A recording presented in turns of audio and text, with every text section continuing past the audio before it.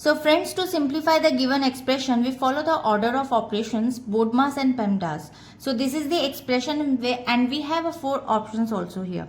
So we are just break it down this expression by step solution. So first step, we simplify the square roots and the parentheses. So first you can see here, the square root of 576 is the square root of 24.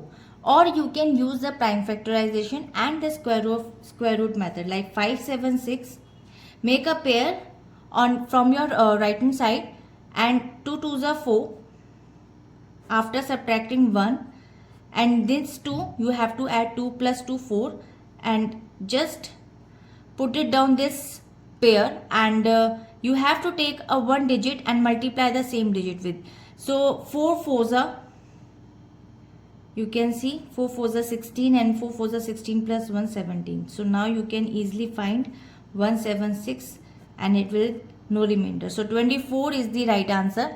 Now again we have a square root of 289. You can use prime factorization, or it is easy that we know 17 into 17, that is 289. Now again we are using Vedic Mathematics for multiplication. 4 8s are 32 and then 1 8s are 8. Now put the unit place as it is and added 3 to 8. So 3 plus 8, that is 11. So 112 is the correct answer. Now substitute these values back into the expression. So it becomes 24 plus 112 upon 17 plus 3 upon 7 multiply 168. Now simplify the first fractions. So now simplify the first fraction, add the numbers in the numerator and then divide the denominator. So 24 plus 112 equals to 136, and after dividing 136 by 17 you will get 8. The expression now looks like is 8 plus 3 upon 7 multiplied by 168.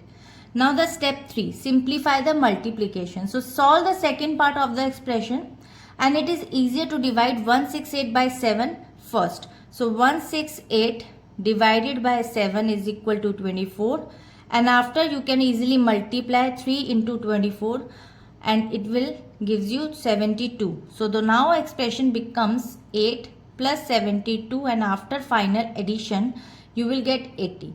So conclusion, after following all the steps, the final value is 80. This to the given options and B is the correct answer. So I hope it is clear. We'll meet in the next video. Bye bye.